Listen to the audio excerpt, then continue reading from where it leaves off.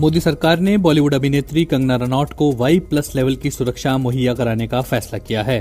कुछ दिनों पहले सुशांत सिंह राजपूत की मौत के बाद कंगना ने कहा था कि वो मुंबई में खुद को सुरक्षित महसूस नहीं करती। शिवसेना के नेता संजय राउत और उनके बीच बीते कई दिनों से तकरार जारी है। इस बीच केंद्र सरकार की ओर से सुरक्षा मुहैया कराने से जुड़ी रिपोर्ट के सामने आने के बाद कंगना ने ट्विटर पर देश के गृह मंत्री अमित शाह को शुक्रिया भी कहा है। एक सवाल जहन में ये भी आ सकता है कि कंगना रनौत को मिलने वाली सिक्योरिटी का क्या मतलब है।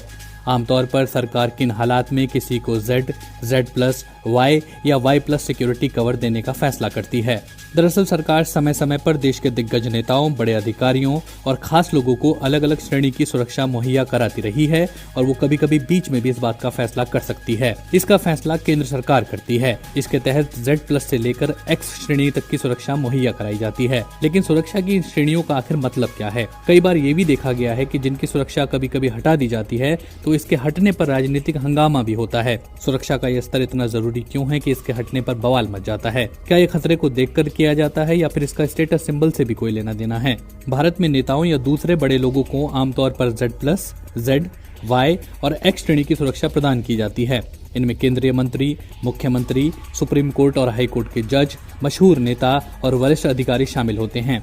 इसके अलावा सरकार दूसरे लोगों को भी ये सुरक्षा मुहैया करा सकती है। भारत सरकार की तरफ से मुहैया कराई जाने वाली सभी तरह की सुरक्षा में स्पेशल प्रोटेक्शन ग्रुप यानी SPG, नेशनल सिक्योरिटी गार्ड यानी NSG, Indian Tibet border police यानी ITBP और सेंट्रल रिजर्व पुलिस फोर्स यानी CRPF एजेंसियां भी शामिल होती हैं। Z+ श्रेणी की सुरक्षा देश की सबसे कड़ी सुरक्षा व्यवस्था मानी जाती है। ये VVIP श्रेणी की सुरक्षा है। इस श्रेणी की सुरक्षा में 36 सुरक्षा कर्मी तैनात होते हैं। इसमें NSG और SPG के कमांडो शामिल रहते हैं। इस सुरक्षा में पहले घेरे की जिम्मेदारी NSG की होती है, जबकि दूसरी परत SPG कमांडो की होती है। इसके अलावा ITBP और CRPF के जवान भी Z+ सुरक्षा श्रेणी में शामिल रहते हैं। Z कैटेगरी की सुरक्षा में सुरक्षा कर्मियों की संख्या 22 होती है। इस श्रेणी में ITBP और CRPF के जवान और अधिकारी सुरक्षा में लगाए जाते हैं। इस कैटेगरी की सुरक्षा में एस्कॉर्ट और पायलट वाहन भी दिए जाते हैं। Y श्रेणी में ये संख्या घटकर 11 हो जाती है। इनमें 2 पर्सनल सिक्योरिटी ऑफिसर्स यानी PSO शामिल होते हैं। Y+ श्रेणी में 1 एस्कॉर्ट व्हीकल